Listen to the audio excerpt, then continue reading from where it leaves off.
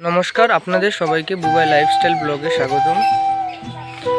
আমার জেঠু মারা গেছে আজ 10 দিন। তো 10 দিনের মাথায় আমি নখ চুল দিয়েছি। মুখটা দেখেই বুঝতে পারছেন, মুখের অবস্থাটা পুরো অন্যরকম লুকটা। তো এখন কাল অসুখ চলছিল, এখন সিদ্ধ সব কিছু তরকারি থেকে খাওয়া থেকে সব কিছুই সিদ্ধ খেতে হয়েছে।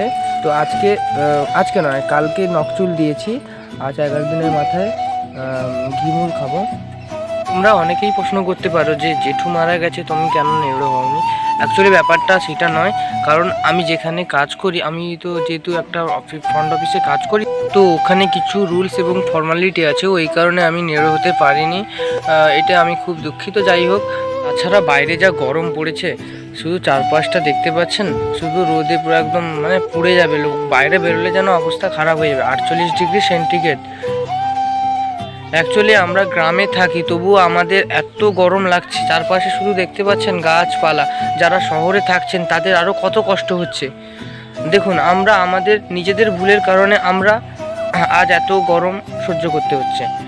আমরা যদি গাছ লাগাতাম, আমরা যদি গাছ না কাটতাম, তাহলে কি এত গরম হতো? নিশ্চয়ই হতো না। আমি এতটুকু বাইরে দাঁড়িয়েছি, বাইরে দাঁড়িয়ে আপনাদের সঙ্গে কথা বলছি, আমি পুরো ঘেমে যাচ্ছি। আর দেখুন, এর পাশে গাছের পাতাগুলোর অবস্থা দেখেছেন, পুরো একদম শুকে কাঠ হয়ে গেছে। এখন ঘড়ির কাঁটায় বাজে 11টা 40।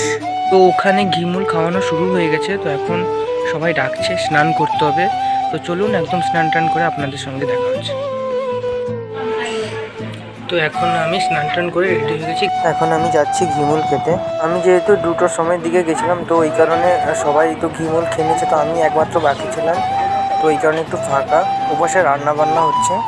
বলতে আমি খাওয়া দাওয়া শেষ করে সমস্ত কিছু রিচুয়াল পালন করে তো এখন বাড়ির দিকে যাচ্ছি।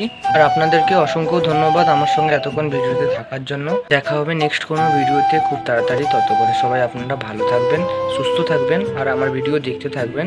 টাটা।